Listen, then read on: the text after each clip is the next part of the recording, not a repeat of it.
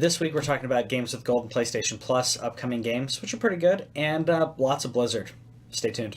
This week in our collective heads, wanna put an old rumor to bed. Stereotype that you've all heard, how we're all just angry video game nerds. Most of us have actual jobs, kids and families and cats and dogs, yeah.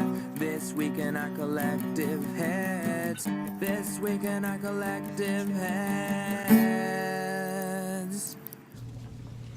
Welcome to This Week in Our Collective Heads. I'm Kevin, and I'm joined by Patrick, the man... The legend. No, that's all. You're just the Oh, man. just the man. You're the man. Oh. But it's capital M. So it's like a title. But is that the man like man's keeping us down kind of man? No, not that. Like I want to be the guy. Okay. You're the man. Okay. I got You're the man. I gotcha. Because I've got this tight shirt on, and I was like, yeah, this is my muscle shirt, but I don't actually have muscles. This guy's got the muscles. He's the muscle I man. see him here, but... But yeah, but we're not here to talk about him and his muscles and everything. Yeah. We're here to talk about games, and we have the games with gold. We have the PlayStation Plus games. We have a whole bunch of stuff about Paris Games Week, which was really exciting. Got some massively unexpected sequels, and so we're going to be talking about that in the main topic. But we're going to go ahead and start with the games gold. Yeah, we have Trackmania Turbo. Yep. So.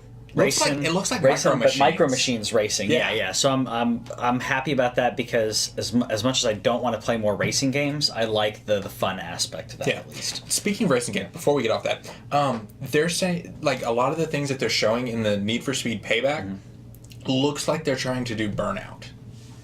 But when EA got a hold of Burnout, it became Burnout Paradise. Yeah. So I'm still not willing to be excited yet.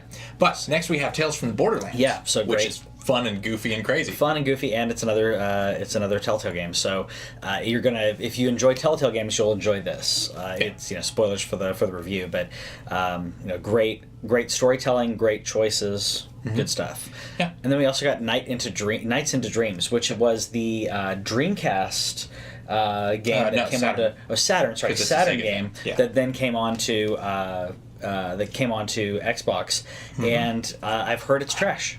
So it's really early 3D, and it's like the quasi 2.5D is what they call it now. But we didn't have a name for it back then. It was before just Little like Big Planet and all that. But you could see the background and it was moving, and it's still kind of 2D because analog sticks and controls. We were saying early 3D. I was going to say, you know what? Legend of Zelda and Mario on the 64 nailed 3D controls in two different ways. So I mean, they don't have that much. And I mean, excuse. Spyro and Crash did it in different ways too. But there was a lot of experimentation around that time, and this is very much in that era of 3D. What are we going to do with it? So we'll see how that works out. Yeah, and we also got Deadfall Adventures. Yes, where the lower third of the screen is covered by guns, because like they've got big old guns, and that's all I know about that game. And I'm okay with that. Yeah. So we also have the PS4 and PlayStation Plus games, I should say. Yes. Starting out with Bound for PS4. Bound, I played. I got that when it came out. Okay. It's a bizarre and interesting title. I recommend that you at least jump into it briefly, and then we'll have the full review at the end of the month. Yeah. We also have Worms Battlegrounds, which Worms games are just fun. I like Worms games. Yeah. And that's they are. I'm glad this is on there because they're not games that I usually go out and buy. Right. But they are fun. I do appreciate them. So I'm happy about that. Also got R-Type Dimensions. Did you play R-Type? Yeah. Yeah. R-Type is probably my favorite of the bullet hells. Oh, okay.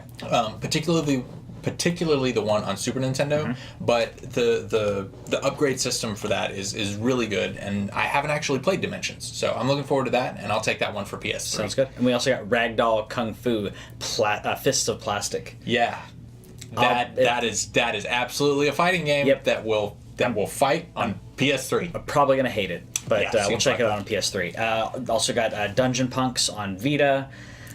I don't know anything about that one. About it. And then we got Broken Sword 5, The Serpent's Curse, episodes 1 and 2. I think that's a... I know it's a series. I know it's an RPG series. Well, not, I think it's a visual novel. Yeah, something like that. So we'll see. There's we'll some review story. all those at the end of the month. But starting... I mean, the half of the Xbox Ones are available now. The PlayStation everything will be available on Tuesday. So go out there, grab those, and we'll have the review for that at the end of the month. Yeah. So back on to backwards compatible, because backwards compatible games, Major Nelson and Xbox have been giving out almost every week. This week we only had one, but it's a decent one. Deadly Premonition. It's a bizarre one. Yeah, I love it.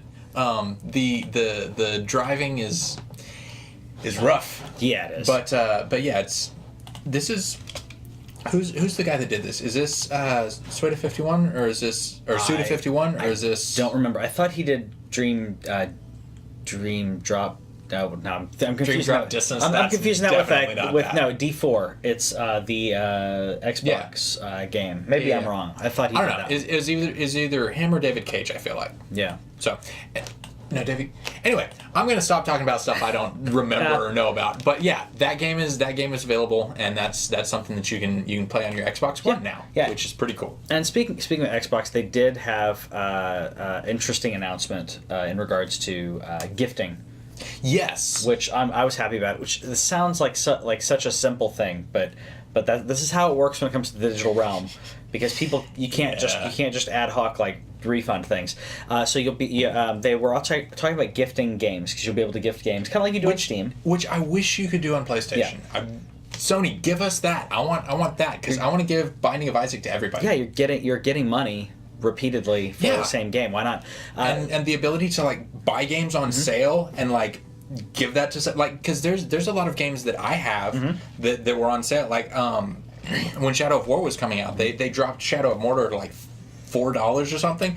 I would have spent $20 and given that to like 5 different people. Oh yeah, I would have done that. Let us give you money. Yeah, but the news here is that Xbox was discussing that, and they said if you gift a game to someone who already owns the game, because you didn't know that they owned the game, right, they can re-gift, or they can get a refund, so get store credit, basically. Yeah. Which is great, because that's basically how gifting works in the real world.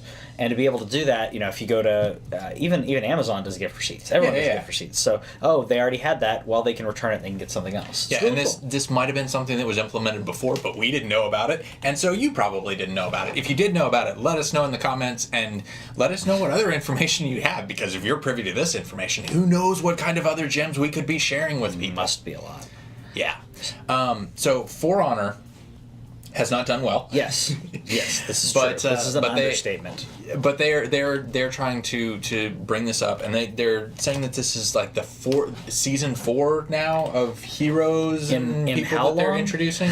Yeah, in it's 4 months, it's a 3 very months? short time. Yeah. But they're trying to roll that out and trying to keep people excited about it. They have bonuses for this upcoming weekend, because they have a free weekend on all the platforms. And it's from the sorry, I think it's the 9th to the 12th. 9th to the 12th, yeah. And if you have played if you own the game and you play with somebody who doesn't own the game, you get like 500 or 5,000 gold or something, or steel. I don't know. You get a medal. They're trying to get people who own the game to go back encourage and to encourage other people, and giving you a bonus, trying to boost it back up. I feel like there aren't going to be very many people who have stopped playing For Honor, right, who decide to go back to playing For Honor, right, for this weekend.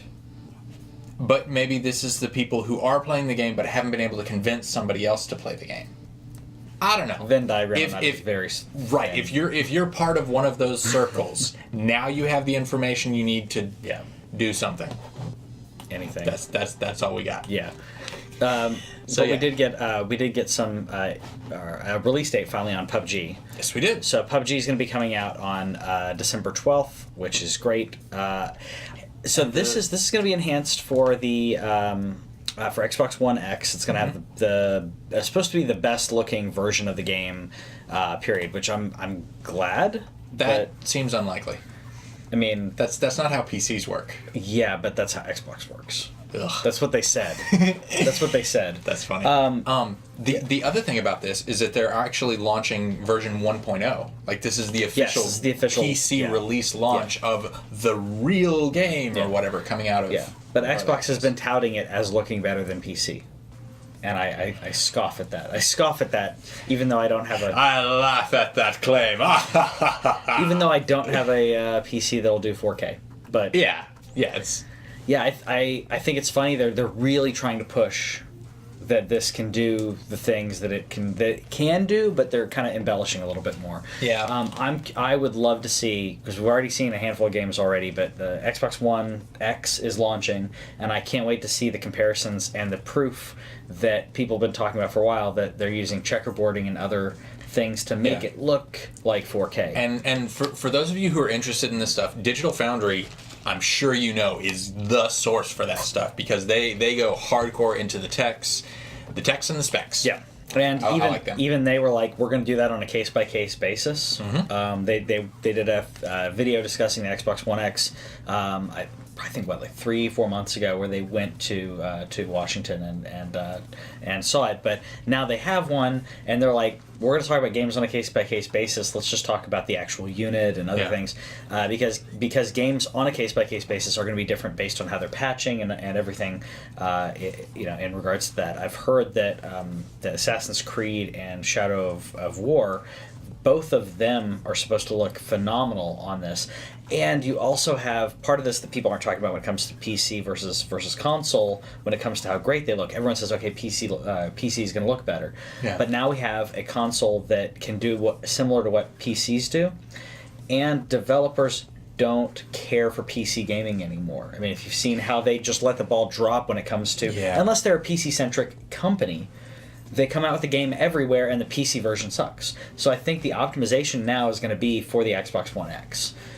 I mean, that's going to be your benchmark. I think it'll be really interesting. This is the first time. You all know this. This is the first time that we've gone a half generation where it's just an upgraded console, and console gaming. Excuse me. And console gaming is where is where the market is right now. Like there are the Steam players and everything, but a lot of the hardcore people are there. But the PlayStation hit like 67 or 68 million or something. This week, and PlayStation 3 took like 7 years to reach that. So console gaming is doing just fine, which is doubly hilarious with all the prognosticators before they were like, oh, this is the last generation. So sure, y'all can suck it. Sure it is. They've been saying that. They said that last generation. Now we're going into a very different era, because we have this half gen. I mean, we have the PS4 Pro and the Xbox One X. Yeah. And the PS4 Pro, I feel like, was like a step in the right direction. The Xbox One X is that direction, is where it should be. So, either way, I'm excited about it, and I've been on the fence. I'm like, I don't really know if I should get it. I don't have a 4K gaming system though. And Whitney the other day, we were talking about graphically, she was playing Assassin's Creed, and she was like, this kind of looks clunky, and she was seeing people were playing on an Xbox One X, and she's like, that's 4K, isn't it? I'm like, yeah. She's like, so are we getting it? Yeah. So I'm like, I'm glad she's on board. I'm really glad she's on board, but I'm like, I feel like I have an enabler. Yeah. It could be worse. It could be worse, but chances are I'll probably end up getting it. It's reached a point where it's. I feel like 4K gaming is within the realm of people who don't spend all of their money on tech. Like it's reached a point where 4K TVs are available, and this is something that I'm hoping to upgrade within the next year. Or so. They're available for a decent price. Yeah, because you can get an upper 40s for $500-$600. Yeah, check your. I was gonna say there's a. Say Walmart and a few others. Amazon had a 50-inch for $550. Yeah. So like the prices are good. Just watch reviews and look at refresh rate. That's all I say. Yeah. Also, if you're a gamer, obviously go to HDR. The type of HDR. Yes, type of HDR. HDR10. Yep. As not the was it Dolby? Yeah, don't do Dolby, because Dolby doesn't work for this. So you're still going to get all the benefits when it comes to movies out of this. But if you're a gamer, you need to go HDR10. IGN actually has a really good readout that they're doing, and they update it about every 6 months or so, and so they have, like, if you have $10,000 to spend, this is the best one. If you're looking to spend about $1,000, this is it. This is the best budget one. Like, they have a whole readout, and they explain why each of them is best, and it is specifically gamer focused. That's cool. And so that's going to be my resource whenever it comes time for me. Refresh rate's good. Also, if you are into movies, make sure that the refresh rate is a multiple of 24, or that the game the TV actually says 24 frame because when you're watching movies, you want that to be as accurate as possible. Right. So keep that in mind. Anyway, So as far as non-graphic things, Yeah. well, it's a graphic It's still novel. graphical. It's a graphic novel. Yeah. So yeah, I could have segued well there, but I didn't. No. So Bloodborne is getting a comic. yeah. And I'm gonna buy it and I'm gonna read it. I don't actually But you read didn't- comics that much. Which surprises me because you didn't read the Dark Souls comics. They're Dark Souls comics, and they were not made by the same people who made the game. And Bloodborne, this comic, is being made not by the same people who did Bloodborne. And the person who wrote it, in fact, hadn't played the game until he got the job, and then he put in 200 hours.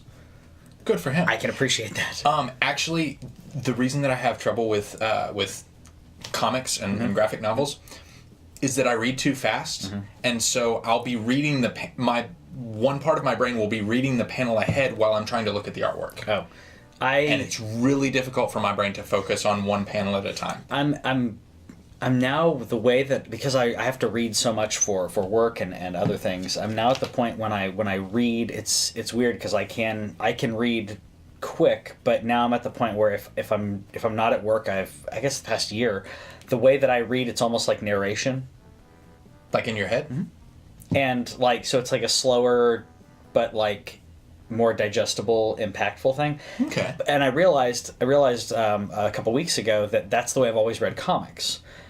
I've always read comics as narration and voices and like Interesting. you read the sorry if you're looking at this on the screen it's like this, but you read a specific pathway when you're reading comics, and I would read the dialogue and then take a moment and look at the picture, and then I read the next bit and then take so basically I read all the dialogue of the event, Right. of the panel, and then I would kind of take a minute to look at that. But it's very different than I would like reading to, novels. I would like to try that. Yeah.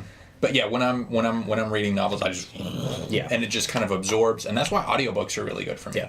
I do like audio. So yeah, let us know your strategy for reading comics, and I swear we'll get back to gaming stuff. But At we're talky this week. Yeah, we because are. Patrick has been really busy, and so we haven't really gotten to talk that much. Yeah. This is the result when that happens, when we don't get to talk. Yeah. And then we get on camera, we go off. So I hope Enjoy you're here that. for that. Yeah. I'm here for Monster Yes. Hunter.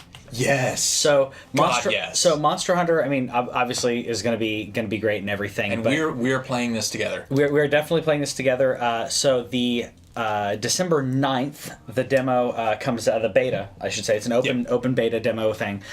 So it's going to be exclusive to PS4.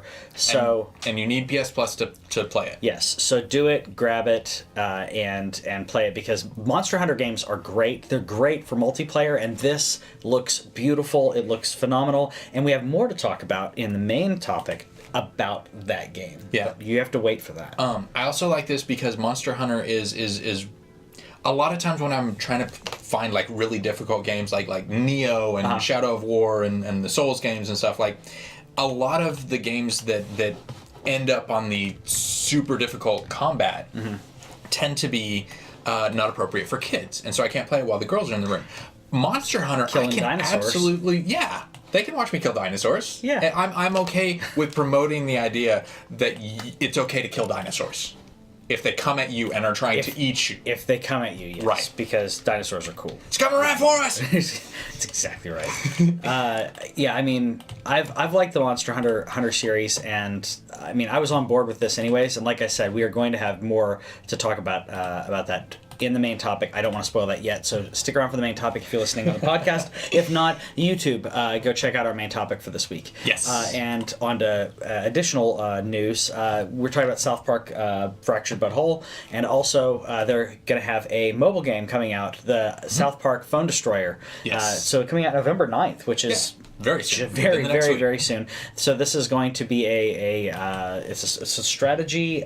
And there's cards based. I don't know a lot about it. I read a little bit about it, and I still am like, I don't know because I haven't seen any gameplay. Yeah. I'm gonna play it, Yeah. but I don't know who all was behind this. I have to do some research and figure out, was this something that they pushed off to another company? Yeah, because up until Stick of Truth, South Park games were like traditionally bad. There was like a half a dozen before that. Like there was a trivia one, and then there was the chef chefs, had a yeah. There's some bad South Park games out there. As a South Park fan, they've always sucked. Yeah. So until Stick of Truth. So we'll see. I'll play it and let you know. Well, I liked the Pocket Morty's game. Pocket Morty's was good. So yeah. like there are some mobile tie-ins that work and are not terrible. Yeah. So we're hoping that this is one of those, but we'll get it and check that out and get back to you on that. Yeah. Another thing that we're going to check out and get back to you on when it comes out is Rocket League. I mean, do we really need to get back to? I feel like I can tell them now. It's gonna be awesome. Fair amount of confidence. Yeah, but look at those cars. I love those cars. You're gonna get so much Nintendo based Rocket League stuff that it's gonna be amazing. That's what I want to get back to everyone on because the Rocket League is great, and I think that having it as portable is going to be really fun because it's a game that it's such a quick game to just jump in and play for 5 minutes. The Switch, especially in handheld mode, completely works for them. The thing is that this is a game that is very much online focused because like you can play against bots and everything, but that's not where the fun is. Yeah, you play against bots to learn. Yeah, and then because like I feel the same way about Overwatch. Because like you can play against bots and stuff, but they become predictable, and you don't see the bots doing weird things that may or may not work, like with a low chance of success. Yeah. But if it works, it's going to be amazing. Yeah, and that's the fun part to watch online. So if you do play this, definitely jump in online, find some people, grab a friend, and go play with them, or find somebody who plays games but hasn't played Rocket League and beat them 9-1 and get that achievement. Or I guess you wouldn't because they still don't have achievements. Why do they not have achievements? No. They should have Nintendo points. They should have Nintendo points. Anyway, speaking of Nintendo getting points, the Switch. We talked about this last week that they had sold like 2 million in the U.S. In the U.S. alone. Right. Yeah. And then they expanded that and they let us know how many they've sold overall. And so in the past 6 months they were like at 7.6 something. Yeah. And so they're expecting to sell 10 by the end of the year because we've got the holiday season coming up and everything. Yeah. Which means that honestly, within a year, the Switch will have sold as many as the Wii U sold in its lifetime. Yep. Possibly. Or at least very near to it. And the Switch is having... It's not as bad now when it comes to going to buy one. Yeah. I called the GameStop the other day and they were like, yeah. We can get you one of those. I've seen them sold out. I've seen them not sold out. So there's that bit of it. But and you don't have to spend an extra $100 to get it off some scalper on eBay. I think that, like you said, the year mark is going to be good because what's going to happen? Obviously, everyone's going to buy them up for Christmas. I kid you not. I was really tempted to buy another one for Christmas to give Whitney, because but at the same time, like she's not been into playing in handheld, but specifically to be like, well, maybe if she's getting into Mario or something. But I may or may not do it. I'll probably end up getting an Xbox instead. But we'll see what happens. But you're gonna have a bunch of people buy it up for Christmas, and around mid to late January is when it's like, okay, this is after Christmas. People are still gonna buy, and the people who didn't think they could get one in Christmas or couldn't will start buying then. Yeah. It's going to keep going. So I think my prediction is that they're going to beat it in February or March. You think they're going to beat the Wii U numbers? Yeah, in February or March, which means that around that year mark is when it's going to be. I say no. You don't think they're going to beat it? No, I don't think that they'll quite reach it because it's 13. So if they're predicting 10 by the end of the year, then I think they're going to beat 10. Okay. I think they're going to beat 10. All right, so there we have opposing predictions, and only one of us can get the point. Yep. So we'll see how that goes. Yeah. Yeah. So I don't have a segue for shutting down. Onto no segue whatsoever. A game that I guess some people are still playing, DC Universe Online. The PS3 servers are going to shut down in January 31st. Yeah. And this game does continue on PS4. Like they launched it on PS4 and they had separate servers and you can transfer your character over to the other one. And that's pretty cool. Is that not Iron Man? Who is that? Huh? Is that Cyclops? Is that Ant-Man? No, that's gonna. Was it the Blue Beetle? Okay. Oh, Reverse Flash maybe. I don't know. Yeah, I don't know DC characters nearly as well. I don't know that suit. I don't know. No, you know what? That's some custom. That's you made your own character.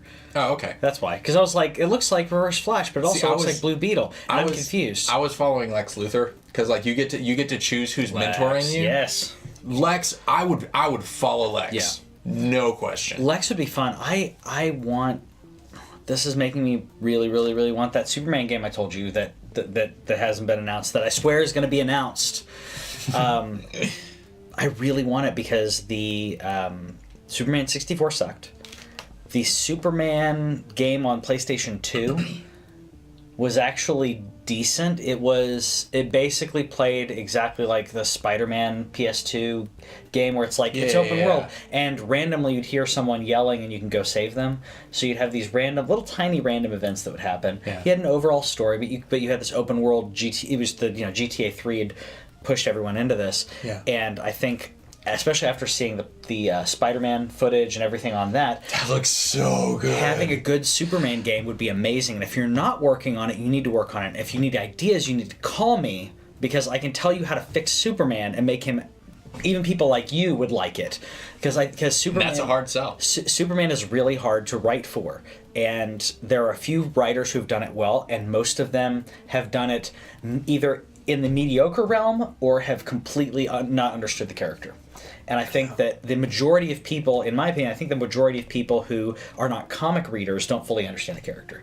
And I think you could dig in so well on this and still keep him superpowered mostly. You got to take it away every now and then, though. Yeah, it's important. Yeah, Superman's OP. We know this. He is OP. But yeah, so so between now and then, you can, if you did start a DCUO character and you want to transfer them over, you forgot to transfer them over, you can transfer them one time from the PS3 to the PS4, and those servers are still going to stay up, and people will still be able to play that. Which, I mean, I would encourage you, if you're like me and you go back to these kind of games every now and then, if you've gone back to World of Warcraft more than twice, I mean, it may be something you want to do to preserve that character. Yeah.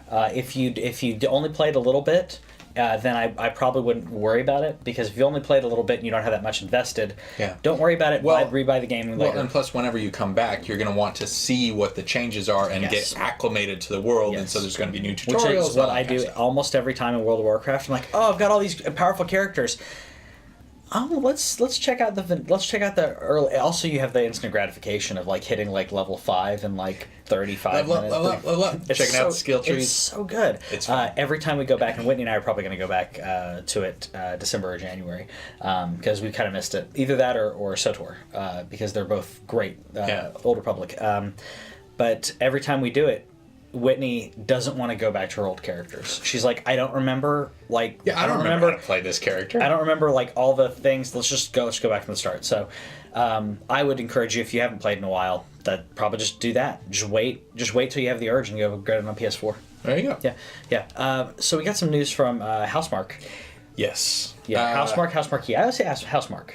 Yeah, it's Housemarque. Okay. What else would it be? I don't know. I hear stupid people pronounce things stupid ways. Like Deus Ex. No. Yeah. No, that's not it. Deus Ex. Okay, so Housemarque's gonna be switching genres. They announced that basically they're switching. You probably they're switching from a more arcade score chasing type of thing. Yeah. They say that the market really isn't there. There are hardcore people, myself included, who will just buy all their stuff. Yeah. Because like the whole twin stick shooting thing, and like Alienation wasn't really for me. I didn't the loot. I spent way too much time in the inventory trying to figure out equipment and stuff.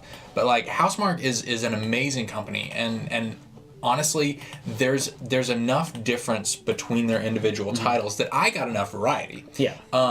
But it also, for me, it also shows the depth of their expertise, because Resogun and Stardust are completely different titles. Very much so. They're shooting and stuff and rescuing, but but they're both gorgeous in completely different ways, and they're deep and they're nuanced and they're magnificent. And so while I do find it unfortunate, and I'm a bit sad that they're not going to be like the standout as far as that genre goes. I have absolute faith in them to deliver on whatever it is that they choose to do next. Yep. It's going to be gorgeous. Yep. It's going to be fun. It's going to be probably frantic, and that's probably And I'm not one who does the whole score chasing. No, I don't either. I go have fun, and I will say that if you do give me a ranking, like I will say that when I played Angry Birds, because don't lie, everyone played Angry Birds for a while. Yeah. Back when I played Angry Birds, like if I didn't get 3 stars, I would repeat over and over. I didn't care about the score. I just wanted like, okay, well, if you're gonna give me a rank, I'll at least do a little bit of that. That's not as hard because it wasn't as difficult as like Cuphead. Cuphead ranks you like, okay, how much damage did you take? How many parries did you do? And there's multiple bits that then summarizes with a rank. I'm like, that's too much. Yeah, that's too much. I beat it. That's fine. I don't have to ace every one of them. But Angry Birds was enough where it was like, oh yeah, you did really good. You didn't, and I don't have to get like leaderboards or anything like that. Yeah. Yeah, for this, I just want to play the game. I just want to shoot them up. I want to blow up stuff, and that's all I need. Yeah, and I beat Resogun, and I beat all the levels. That was fun. That was done, and I did it with my little 8-bit Cutman guy that I made. He's a little 8-bit Cutman. That's awesome, and he's awesome. Speaking of 8-bit or 16-bit, I guess is where we go with that. Owlboy is finally going to be coming out, which we've been talking about for a little while. This is the 2D 16-bit-esque, like throwback to the Super Nintendo platformy, the best 2D platform system. Yeah. And I can't wait. So this is coming out on February 13th, which is great. And it's coming on PlayStation. Is it coming on Switch? I don't know that they've announced that. This was something that I pulled off of the PlayStation blog, and so I try to find other sources, but I know it's coming to the. Yes, coming to the Switch. Okay, cool. I don't know when. It says it's. I mean, I don't know if this is launching all together. Yeah. Because it looks like Nintendo Switch, Windows, Macintosh, and Xbox. Yeah. So Owlboy is coming to consoles. Good. It's coming to the consoles. Because I want to play that on the Switch, and as is tradition with the Switch, if it's indie, I'm going to buy it on the Switch. Yeah. Unless it's very PC centric, but that's fine. But yeah, so that's another one of those fun experiments. And again, this comes back to even the stuff that's like on PC, and this is a PC dev making a thing. Yeah. They're like, oh, look, all of those other people are interested. I guess I'll give it to them, because this came out about a year ago. Yeah. And so they've been working on this, processing it, and they're bringing it to a place where I'm going to get it, because the only stuff that I buy on Steam is stuff that I don't believe is coming to. Like I bought Behold the Kickman. I don't even have a computer that plays that, but dang it, he gave me the what was that thievy game that. We got it on Plus. It's the steampunky. Yeah, this super steampunk. Anyway, it's the thievery game, and Swindle. That's what it's called. Yeah, so I got that for free, and he was like, "Hey, here's my next new thing that's kind of about soccer, but mostly not." And I was like, I appreciate, and this is the same as I did with Binding of Isaac, because I can't play it on PlayStation. The PS4. I can't. Yeah. But I'm gonna keep buying it, and I bought Afterbirth Plus for it, and I'm gonna keep giving them money as long as they let me. Yeah. Because support your devs. Yeah. That's the story. Support your devs. Speaking of supporting your devs, if you do support this, Destiny 2, The Curse of Osiris is launching December 5th. So it's the first of the new DLC for Destiny 2. So if you have the season pass, this comes with it. Okay. Like I got burned out on Destiny 2 because it was so repetitive, and it wasn't as. The first area that you're in is very open. There's a lot to do, but also you feel like you can explore. And then the next area that you're in gets ridiculously linear, and to me it just completely threw me off because I thought it was going to be one linear mission and that was it, and it turned out to be like 3 or 4 linear missions, and now you're going to play in that linear area where you can do open world stuff, but it's a linear map. Yeah. So you can make it open world, but if you have a linear map, it doesn't feel open world. I mean, it's kind of like the Final Fantasy 13 bit. It's like, this is a hallway. You've led me down the hallway to go, but yeah, I can go do things, but this is a hallway. Yeah. So I don't know if I'll check it out. Honestly, I do not know. I got Destiny 2. I've not. It's not bad. It's just it's Destiny. This should have all been an expansion for Destiny 1, and it irritates me that it's not.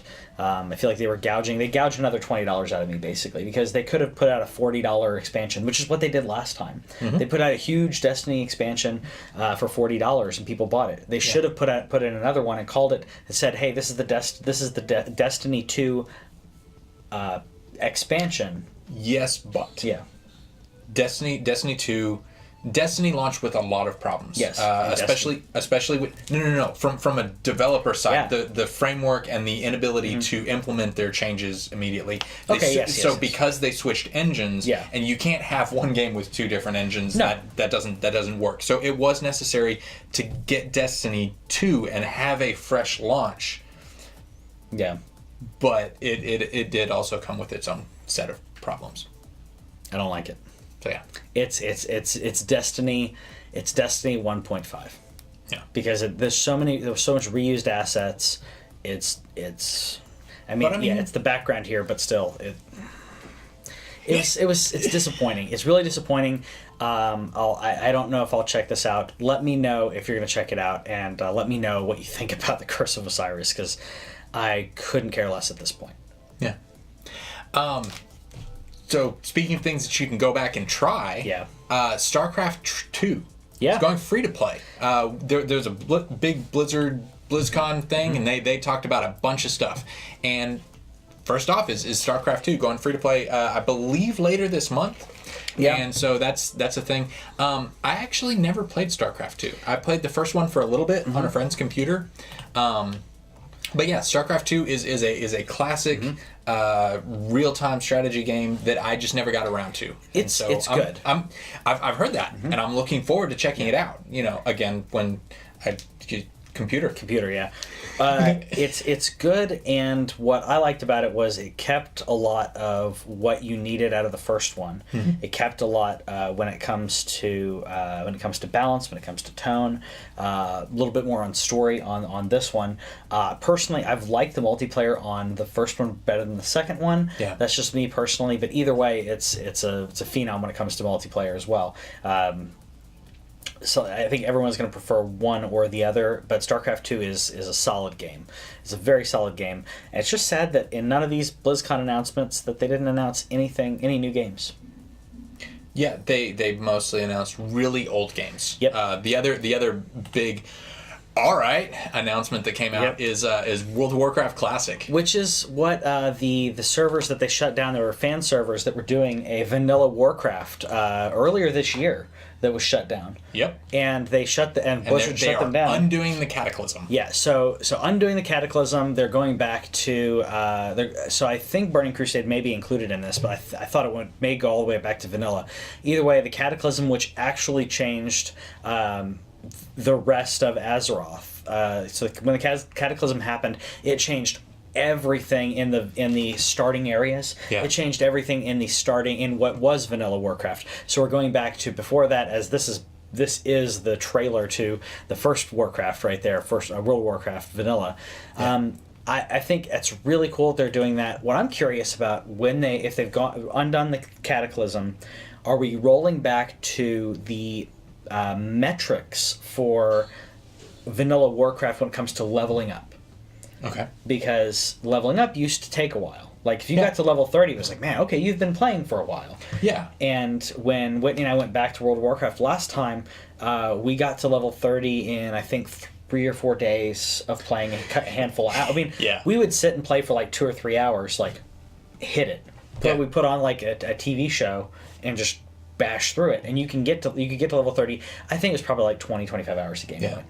Level 30 used to be like, oh, you've been playing for like 6 months, every now and then. Like, if you want to hit the top, it's 6 months, like playing 40 hours a week. But now you can hit 60 in a matter, in my opinion, probably about a month.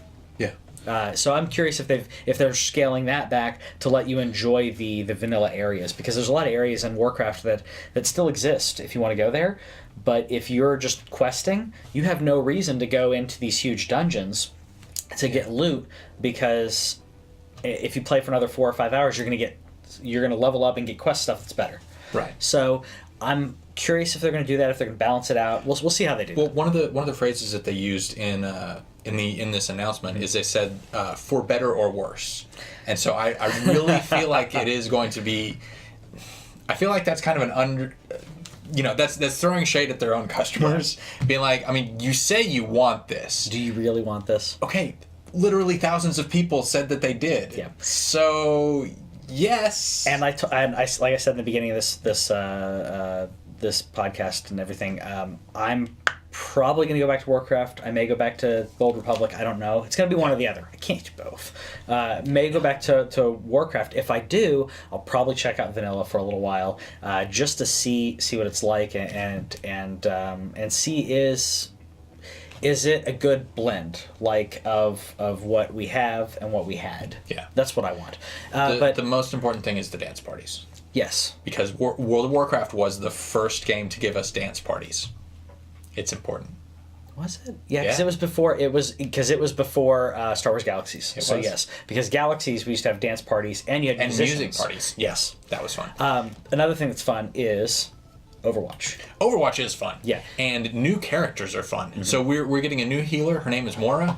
We don't know a whole lot about her. She's all mystical and stuff. Mm-hmm. We don't have gameplay footage of her. We just have her running through and teleporting. Oh, I guess we do have. A little bit. I only saw the first bit. But tiny. yeah, she's a healer character, and I'm really looking forward to seeing what she does. Her skill set looks like a skill set that I can take on, because Symmetra, I know she gets a lot of hate, but dang it, I love Symmetra. And yeah, a lot of her stuff is pretty fun. And so I'm looking forward to seeing what this character brings to the battle, what she changes, and what she allows to happen. Yeah. The healer category is basically restricted to, you have Mercy, you have Lucio. If you don't have one of them, you're gonna die. Yeah. So I'm looking forward to seeing a primary healer. I like support because I'm not great at shooting things. So but you can help other people shoot things. I can absolutely help other people shoot things. So yeah, this will definitely be something that gets me back in. They also announced the Blizzard World map, which I think will be hilarious. Blizzard World map? I haven't seen that. No. In Overwatch, the Blizzard World is the name of the map, and it's going to be like, I guess it's going to have like Warcraft and Diablo stuff up all over the place, and you're going to run past castles of Azeroth, and that could be really cool. Yeah, I think that would be a lot of fun. Yeah. So I'm definitely going to check that out. This is something that'll get me back in, at least just to see what's new. So no new Diablo, no new, which is why I really wanted to predict that. But no new Diablo, no new games. The only additional expansion that they talked about was the Hearthstone expansion. Yeah. Which I like Hearthstone. Hearthstone expansions are always hard because they shake up the meta so much that it takes a bit to get used to. So, and also typically whenever something new launches and changes the meta on that level, it takes them a couple of tries, because there's going to be immediately the right way to play the meta. Yeah, and one thing I do like about, at least with Hearthstone, is that because the meta changes and they realize how people play, they can adjust the cards. Mm-hmm. So it's not like Magic the Gathering where it's like, oh, well, that's how the card is printed. They will adjust where it's like, oh, that was used to cost 3 mana. We're now going to make it cost 4. Yeah. Because that's just too much. Being able to do those adjustments, I think, helps. But I would say that because there's an upcoming expansion, I would suggest you do what I do when it comes to Hearthstone, is wait and save up and grind up gold beforehand. Get the expansion, and then take all that gold and buy the new packs. Because when the new expansion comes out, there's so many new mechanics that come out with it that it really helps to be on top of that, because other people will be doing this. Yeah. And when they come out using new mechanics, like when the quests came out and everything, I did not save up quite that much. I think I saved up 10, was it 1,000 gold, so enough or 1,000 or 1,200 gold, so enough for like 10 or 12 packs of cards. And as soon as I started, I unpacked those, I started playing, and someone pulled out a quest card that was like, oh, well, if you do this, then you get this huge thing. I'm like, what's a quest? Where did that come from? What is I knew what a quest was, but like it surprised me so much. And sure enough, the guy got the quest. Like it's consistent enough. So I would save up your gold and then throw it at that. But anyways, so that's it for the actual news bit of our show. So let us know in the comments what you wish they talked about at BlizzCon, and if you thought that was sufficient, because you're wrong. Have fun. Ooh, burn. Thanks for watching This Week in Our Collective Heads. Subscribe over here and click the bell, and that way you'll know about any new videos that we put up, because we put up a lot of gameplay, a lot of stories from games and stuff like that, and gameplay is down here. Yeah, and you got more editorials and news stuff down here. Check it out.